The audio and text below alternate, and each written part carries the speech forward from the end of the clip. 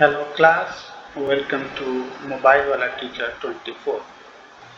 तो इस क्लास में आज हम लोग ये हमारा इंटरमीडिएट क्लास है एंड सेकेंड वीडियो है related to exponential and logarithm. ठीक है, तो इसमें हम लोग अब सीखेंगे graph of exponential function and logarithmic function. ठीक है, तो अब जैसा कि हम लोग जानते हैं कि लॉगरिथमिक फंक्शन कैसा होता है, तो हम लोग पहले जानते हैं exponential function. We know that,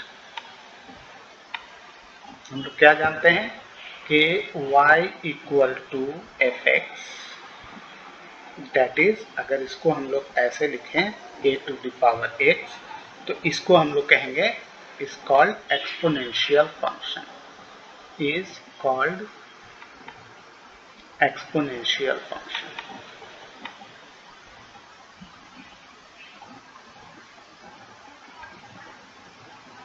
ठीक है, तो एक्सपोनेंशियल फंक्शन में एग्जांपल के तौर पर बहुत सारे आपने देखे होंगे, जैसे f2 equal to 2 to the power x, या y equal to 3 to the power x, या y equal to 10 to the power x। और इसका एक स्पेशल केस है जिसको बोलते हैं e to the power x। इसको बोलते हैं नेचुरल लॉग एक्सपोनेंशियल फंक्शन। इसको क्या बोलते हैं? Natural exponential function.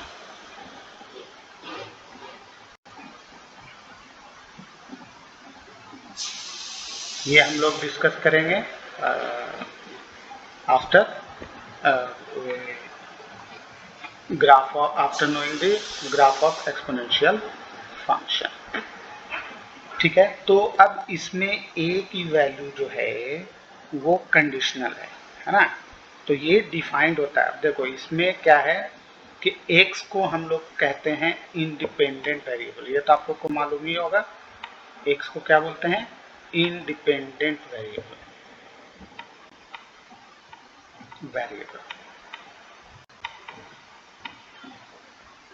इसका मतलब कि x की वो वैल्यू जो हम लोग अपने मन से पुट कर सकते हैं, और उस y को हम लोग क्या बोलेंगे? Dependent variable. क्या बोलेंगे?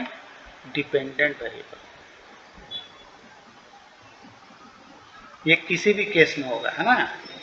कोई भी फंक्शन हो, लॉगरिथम हो या एक्सपोनेंशियल हो, या कोई भी लीनियर हो या अलजेब्रिकल हो ना, किसी भी केस में हम लोग जब ऐसा लिखा रहेगा y equal to f x, तो x को हम लोग इंडिपेंडेंट वेरिएबल कंसिडर करेंगे और y को डिपेंडेंट वेरिएबल। अगर उल्टा दिया हुआ ऐसा दिया रहेगा तो इस केस में हमारा y हो जाएगा इंडिपेंडेंट वेरिएबल और x हो जाएगा डिपेंडेंट वेरिएबल। ये किसी भी इक्वेशन के लिए वैलिड है। और इसको अपने फंक्शन में पढ़ा होगा, इसको हम लोग इस तरीके से रिप्रेजेंट करते हैं, a tends to f such that a tends to b। ठीक है, तो ये हमारा इंडिपेंडेंट वेरिएबल और ये हमारा डिपेंडेंट वेरिएबल सेक्शन। ठीक है, अब इसमें इसको हम लोग बोलते हैं डोमेन, है ना। तो डोमेन को याद रखो कि डोमेन किसको बोलेंगे? इसको बोलेंगे डोमेन। तो डोमेन को अगर डिफाइन करना हो तो हम यहीं पर लिख दे रहे हैं, आप लोग अपना अलग से लिख लेने का। The set of all values, the set of all values of independent variables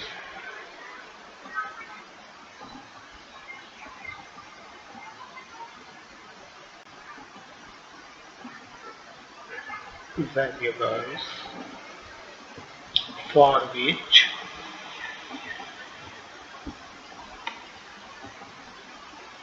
the given function exists,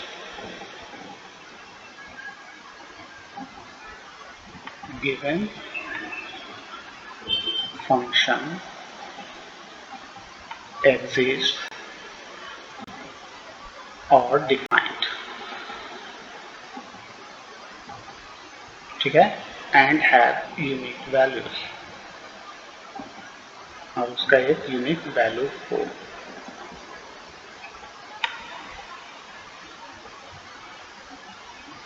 ठीक है, तो वैसे सेट को हम लोग क्या बोलेंगे, डोमेन। ठीक उसी तरीके से रेंज, रेंज किसको कहते हैं मालूम है? सपोज करो कि ये हमारा x1 है, x2 है, x3 है, इस तरीके से, और इधर y1, y2, y3 है ना। x की वैल्यू रखने पर जो y की वैल्यू आएगी, है ना, तो उस वैल्यू के सेट को हम लोग कहते हैं क्या, रेंज। क्या कहते हैं, रेंज। तो इसलिए याद रखने का range, the set of all values of dependent variables, the set of all values of dependent variables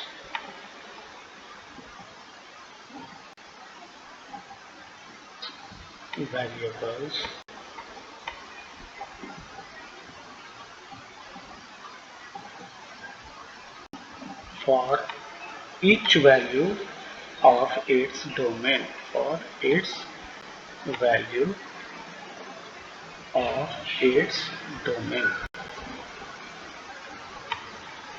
ठीक है, डोमेन के हर वैल्यू के लिए जो वेरिएबल इसमें हमको बी में मिलेगा, सेट बी में, उसको हम लोग बोलते हैं रेंज। ठीक है, तो अब इस हिसाब से आपको ये क्लियर हो गया होगा कि डोमेन किसको कहेंगे और रेंज किसको कहेंगे। तो हम लोग अब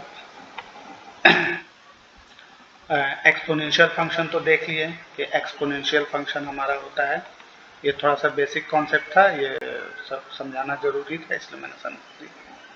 ठीक है, अब आगे बढ़ते हैं हम लोग। एक्सपोनेंशियल फंक्शन,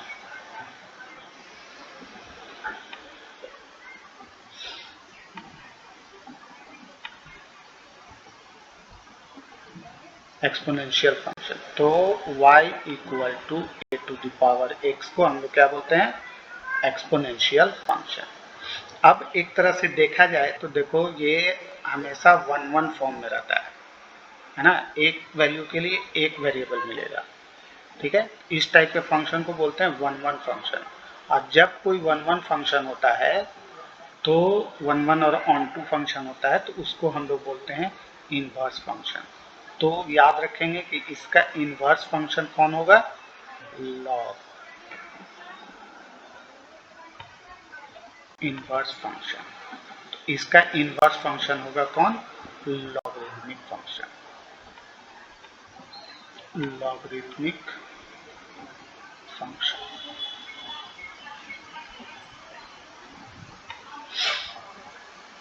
तो हमारा, अब हम इसको ऐसे लिखते हैं y equal to log x base ए।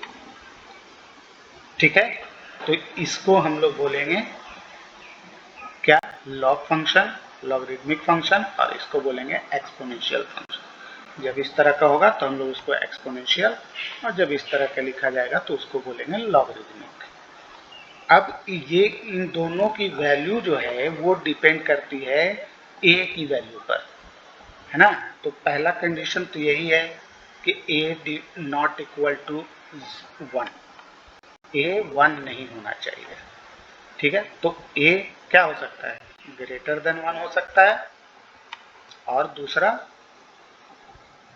0 और 1 के बीच में हो सकता है। नेगेटिव के लिए भी लॉग डिफाइन नहीं होता है।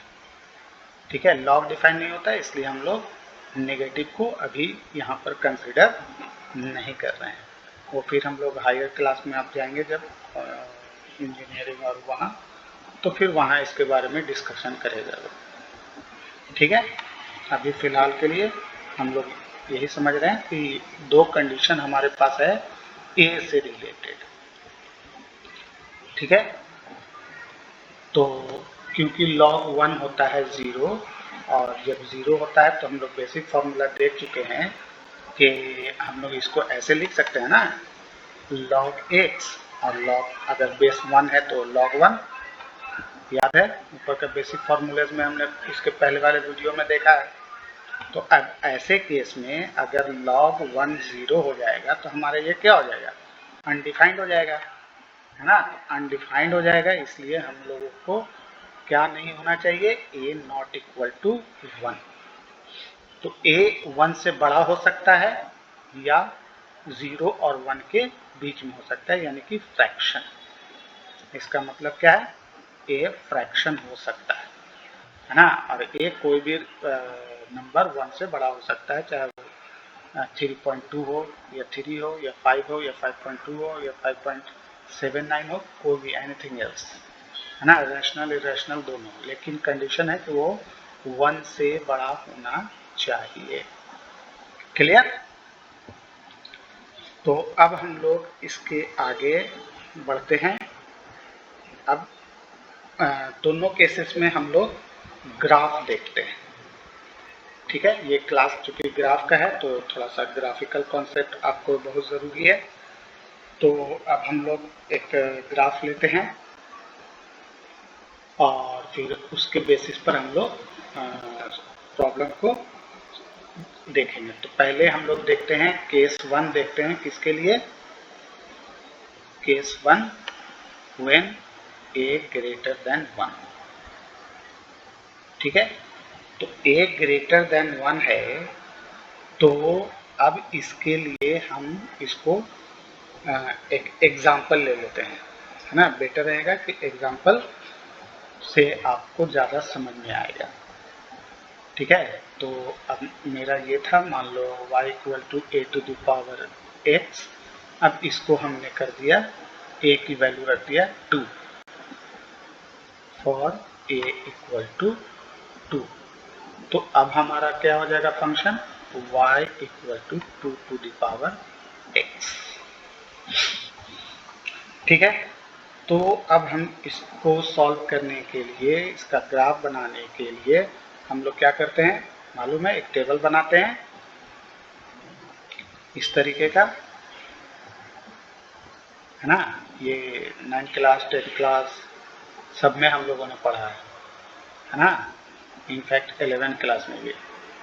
तो आप इस बेसिस पर डिज़ाइन कर सकते हैं। तो ये x हो गया, अब इसको आप y लिखो या fx लिखो, बात बराबर है, ठीक है। जैसे हमने ऊपर के ग्राफ में देखा कि a हमारा x हो गया और b हमारा y हो गया, यानी कि ये हो गया। तो अब हम लोग जैसे जैसे x की वैल्यू पुट करते जाएंगे उस तरीके से हमारा ये मिलता जाएगा, ठीक है। तो इंडिपेंडेंट वेरिएबल को हम लोग अपने मन से चूज करते हैं, तो चूज करेंगे तो 0, तो 0 रखेंगे तो क्या हो जाएगा, 1 होगा।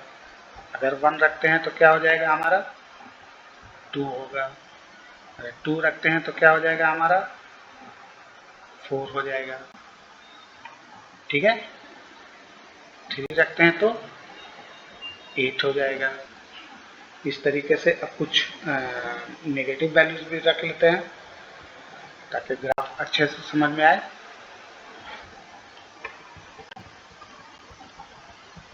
अब मान लो हमने रखा -1, ठीक है।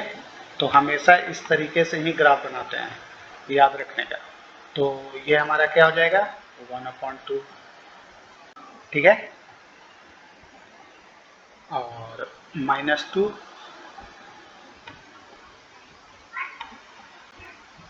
-2 के लिए क्या होगा बोलो, हाँ ठीक है, -1/4। उसी तरीके से -3 तक हम लोग ले लेते हैं, यहाँ तक इनफ है 1/8। तो अब जब हम इसको ग्राफ पेपर पर ड्रॉ करते हैं, है ना, इस तरीके का हमारा ग्राफ पेपर हमने ले लिया। मेरा लाइन थोड़ा टेढ़ा हो गया तो आप लोग सीधा लाइन खींचना, या तुम लोग ग्राफ पेपर पर ही एक्सपेरिमेंट करो तो ज़्यादा होगा, अच्छा होगा। ये अपना ओरिजिन होता है, ये x एक्सिस होता है, ये y एक्सिस होता है, ये मालूम है। ये हम लोगों का माइनस एक्स एक्सिस और ये माइनस वाई एक्सिस। तो अब जब हम लोग इसको प्लॉट कर रहे हैं तो क्या देख रहे हैं कि 0 पॉइंट पर ये 1 पर हो रहा है, जब x की वैल्यू 1 हो रही है तो ये 2 पर हो रहा है ना, 2 पॉइंट पर। और जब x की वैल्यू 2 हो रही है तो ये एक्सपोनेंशियली बढ़ता जा रहा है, यानी कि 3 नहीं 4, ठीक है। और जब 3 रख रहे हैं तो क्या देखते हैं कि ये एकदम एक्सपोनेंशियली भाग गया ऊपर, ठीक है। मान लो कहीं पर 8 है, इस तरीके से। अब इधर आते हैं तो इधर देख रहे हैं क्या कि 1 पॉइंट पर ये कितना हो रहा है, हाफ हो रहा है, -1 पर,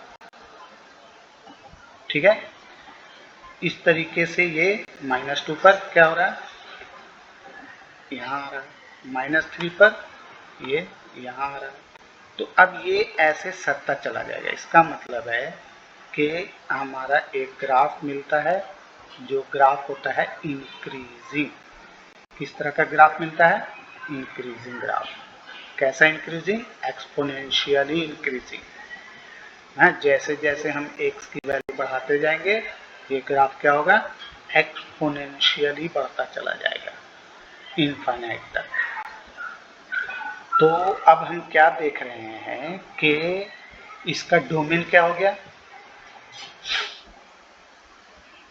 ठीक है। तो इसका डोमेन हो गया -इंफिनिटी टू इंफिनिटी, ठीक है, -इंफिनिटी टू इंफिनिटी। अब इसमें हम क्या देख रहे हैं कि ये जो एक्सपोनेंशियल फंक्शन है वो कभी भी इस एक्स एक्सिस को कट नहीं करेगा, है ना। इसका मतलब है कि इसकी वैल्यू हमेशा पॉजिटिव में ही रहेगी, ये कभी नेगेटिव में नहीं जाता है ना। एक्सपोनेंशियल फंक्शन कभी भी नेगेटिव में नहीं जाता है। इसका मतलब है कि इसके पास इसका कोई सॉल्यूशन हमको एक्स एक्सिस पर नहीं मिलेगा, वाई एक्सिस पर मिलेगा, एक मिलेगा, और वो है कौन, 0 1। या 0 रखने पर हमेशा क्या होता है, 2 to the power 0 1 हो जाता है, तो इसलिए 0 1 मिलेगा, ठीक है। इन्हीं केस में वाई एक्सिस पर एक पॉइंट मिलेगा जो कि 0 1, बाकी एक्सपोनेंशियली ये बढ़ता चला जाएगा इनफाइनाइटली, ठीक है। तो इस ग्राफ से हम क्या देख रहे हैं कि ये कभी भी एक्स एक्सिस को कट नहीं करेगा, है ना। अब अगर आप किसी भी नंबर को चेक कर देख लो, मान लो आप रख लो 5, x equal to a equal to 5, है ना। तो हमारा क्या हो जाएगा, y 5 to the power x। तो ये भी उसी तरीके से चलता चला जाएगा, है ना। ये ऐसा कुछ ऐसा बन जाएगा, हम रफ बना दे रहे हैं, है ना। और इधर ऐसे, लेकिन ये कभी भी एक्स एक्सिस को टच नहीं करेगा, लाइफ टाइम इंफिनिटी पॉइंट तक भी पहुंच जाएगा। तो भी उसी तरीके से अगर 10 रखते हैं तो भी ऐसा हमको ग्राफ मिल जाएगा, ठीक है। लेकिन जाएगा वो इस 1 पॉइंट को जरूर क्रॉस करेगा, क्योंकि 10 to the power 0 भी 1 ही होता है, ठीक है। तो इस तरीके से हम लोग एक्सपोनेंशियल फंक्शन का ग्राफ बना सकते हैं, क्लियर। सेकेंड, अब हम लोग देखते हैं फंक्शन का ग्राफ, किस केस के लिए, फॉर a ग्रेटर देन 1 के लिए। किस केस के लिए देखेंगे हम लोग, a ग्रेटर देन 1 के लिए।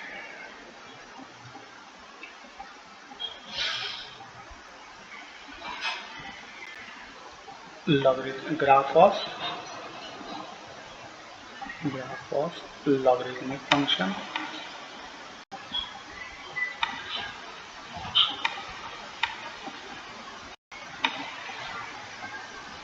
फंक्शन फॉर अपना वही a ग्रेटर देन 1। तो अब इस केस में हम क्या देखते हैं कि इसमें भी हम लोग बेस ले लेते हैं 2, तो हमारा हो जाएगा लॉगरिथमिक फंक्शन हो जाएगा log x बेस 2। ठीक है, तो इसमें भी अगर हम लोग ऐसा टेबल बनाते हैं,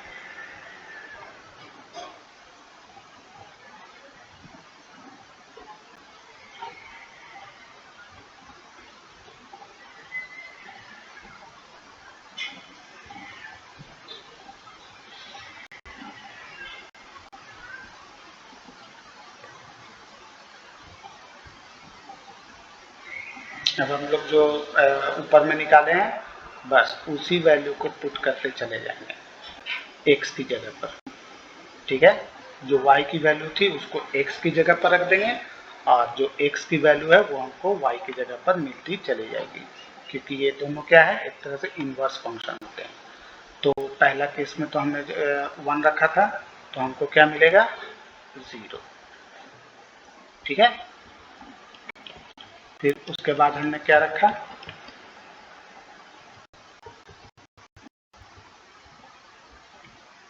2 रखे थे, तो हम लोग को क्या मिला था 1 रखे थे तो 2 मिला था। हाँ, तो इसमें 2 रखेंगे तो हमको क्या मिलेगा 1। उसी तरीके से 4, तो हमको क्या मिलेगा 2। ठीक है, हाफ रखेंगे तो -1। 1/4 रखेंगे तो क्या मिलेगा -2। और 1/8 रखेंगे तो क्या मिलेगा -3। हाँ, अगर आपको निकालना है तो आप ये फॉर्मूला इस तरीके से यूज कर सकते हैं। जैसे मान लो log x की जगह पर 4 रखा, तो 4 का हो जाएगा कितना log 2 to the power 2 and 2 हम फॉर्मूला बेसिक फॉर्मूला यहाँ पर अप्लाई कर देंगे तो हमारा हो जाएगा 2 बेस सेम और ये सेम रहता है तो उसकी वैल्यू 1 हो जाती है, तो हमारा 2 आ गया है ना। उसी तरीके से अगर हम x की वैल्यू मान लो 8 रखते हैं 1/8, तो हमारा log हो जाएगा 1/8 बेस 2। अब इसको हम लोग क्या लिख सकते हैं, है ना, इस तरीके से 2 to the power -3 लिख सकते हैं हम लोग। बेस 2 -3 कॉमन आ जाएगा तो हमारा हो गया 2 फिर ये 1 हो गया तो हमारा -3। इस तरीके से जिसका भी वैल्यू आपको निकालना है आप निकाल लो। मैं थोड़ा सा वीडियो छोटा रहे इसके लिए कोशिश कर। तो अब इसका जब हम लोग ग्राफ देख रहे हैं तो अब हमको क्या दिख रहा है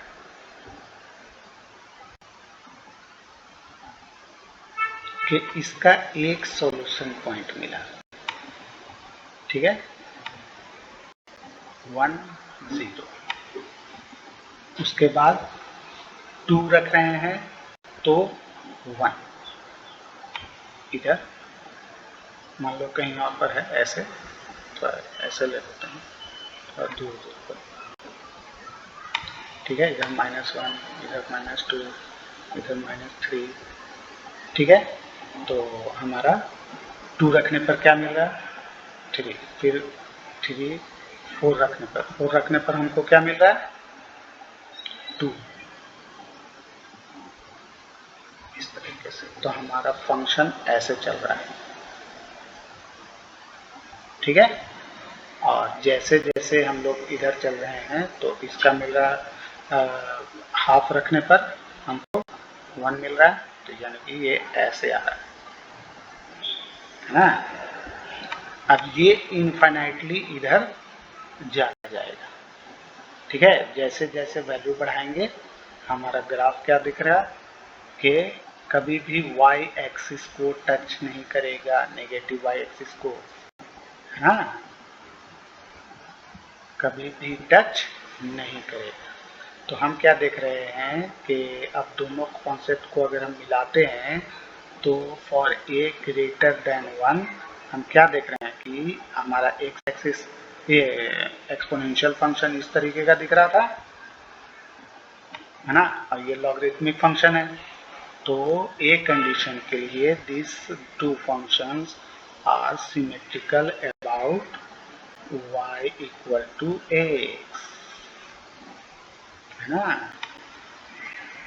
ये समझो कि एक तरह से इसका मिरर हो गया, ठीक है, हर पॉइंट एक दूसरे का मिरर की तरह काम कर रहा है, तो इसीलिए इसको हम लोग इनवर्स फंक्शन बोलते हैं, ठीक है। तो उम्मीद है तुम लोग और भी वैल्यू पुट कर अपना ग्राफ बनाओ और बेस चेंज कर डिफरेंट टाइप से। तो जैसे अभी ऊपर हम लोग कैसे किए थे कि ए की वैल्यू 5 रखें 10 रखें, उसी तरीके से आप यहाँ भी ए का वैल्यू 5 और 10 रखकर आप प्रैक्टिस कीजिए, ग्राफ बनाइए। फिर इसके बाद हम लोग नेक्स्ट वीडियो में जो सेकेंड कंडीशन था उस पर बेस्ड ग्राफ देखेंगे, ठीक है। Till then enjoy the class, please like share and subscribe, और आपका अगर कोई भी क्वेश्चन हो तो हमें कमेंट में ज़रूर करें, ठीक है। Till then like share and subscribe, bye.